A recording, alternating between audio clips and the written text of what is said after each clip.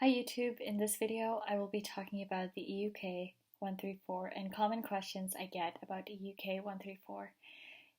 The first question I'd like to address is, can EUK-134 be used with vitamin C? Unfortunately, EUK-134 antioxidant cannot be used with any vitamin C, whether it's vitamin C L-ascorbic acid or vitamin C derivatives.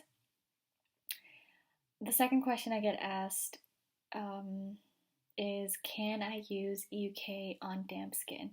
Unfortunately, since EUK is an antioxidant, like most antioxidants, EUK is unstable in the presence of water.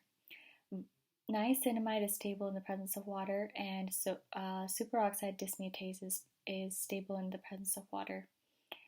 So EUK isn't. You can use EUK with niacinamide, which is also an antioxidant, and I would highly recommend that you use it with niacinamide and also with pycnogenol, another very stable antioxidant. The third question I get is, can I use EUK with acids? You cannot use EUK-134 with acids, whether it's lactic acid, glycolic acid, salicylic acid, or polyhydroxy acids, or retinoids